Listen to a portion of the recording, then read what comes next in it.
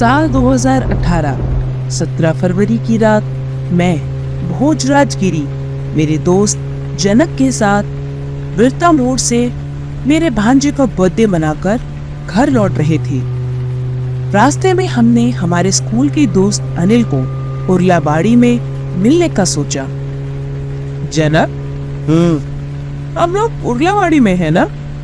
हाँ, तो अनिल से मिलने चले क्या? शायद अब तक बारिश भी रुक जाए। ठीक है, मिलते हैं। उसे मिले भी कई महीने हो गए। फिर हम लोग लगभग रात के करीब 8 बजे उससे मिलने चले गए।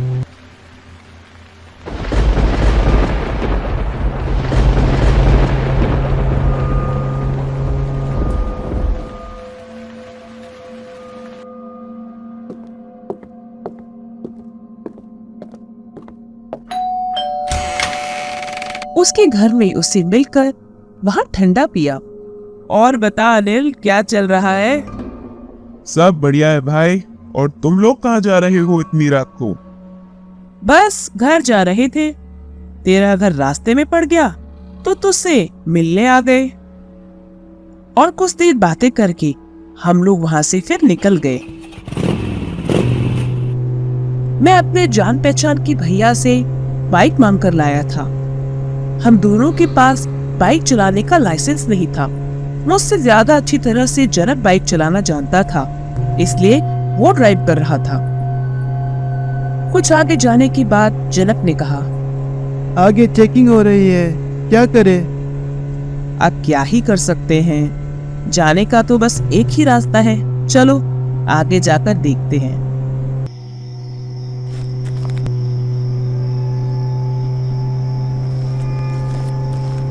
जनक ने ट्रैफिक ऑफिसर का इशारा देखकर बाइक उनके आगे रोकी।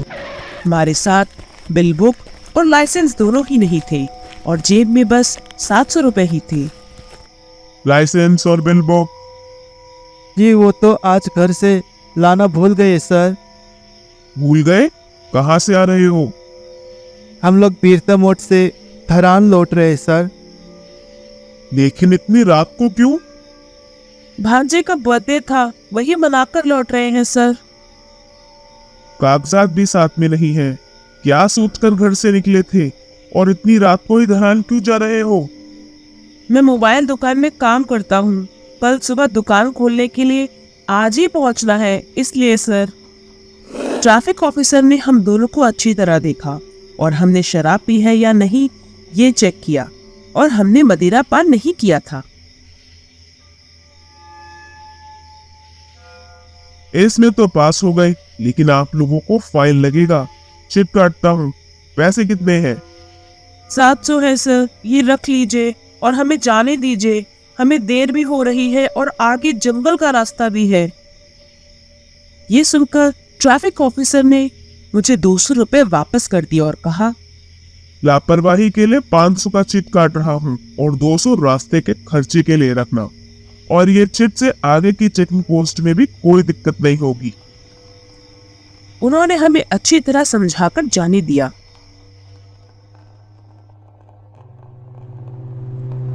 हम वहां से ट्रैफिक सर अच्छे हैं कहते हुए और बातें करते हुए धरान की तरफ जा रहे थे।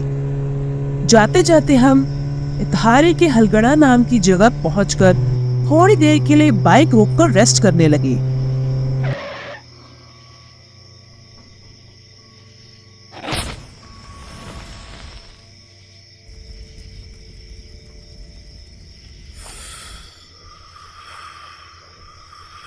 अब तो हम लोग बस 20 मिनट में धरान पहुंच जाएंगे। तब रात के 11:30 बजे थी।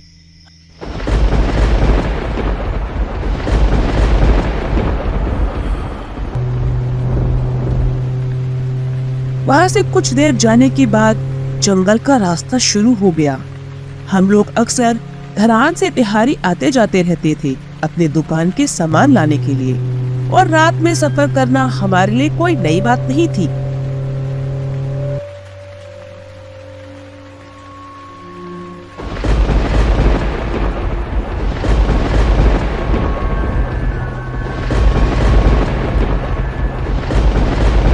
लेकिन उस रात जंगल सुनसान था वहां कोई दूसरी गाड़ी दिखनी मुश्किल थी। ऊपर से कोहरा छाया हुआ था। हम दोनों बातें करते जा रहे थे।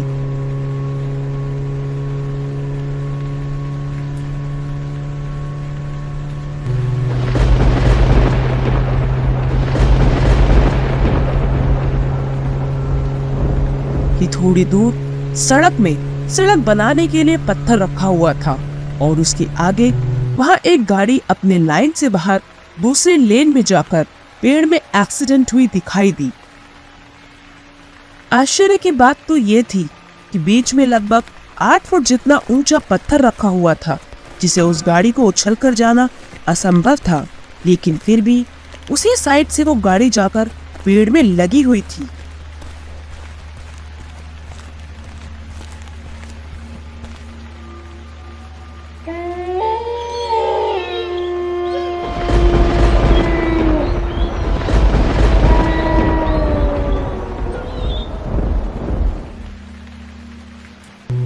गाड़ी में कोई नहीं था तो हम लोग फिर से आगे बढ़ने लगे। अब हमें सेवती नदी के पुल को पहुंचने के लिए बस 400 मीटर ही बाकी थे। आगे रास्ते के साइड में एक छोटी सी दुकान थी।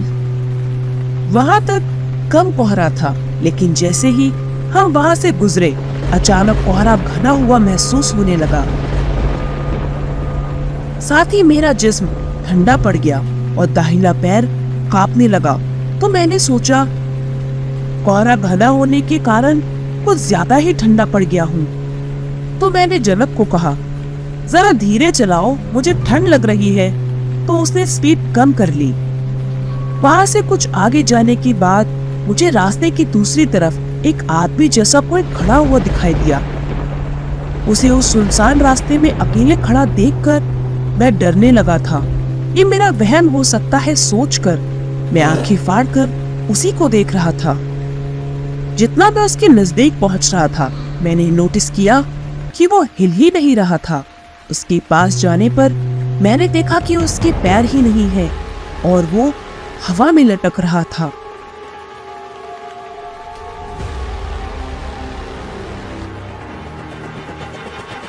और उसके शरीर में उसका सिर भी नहीं था।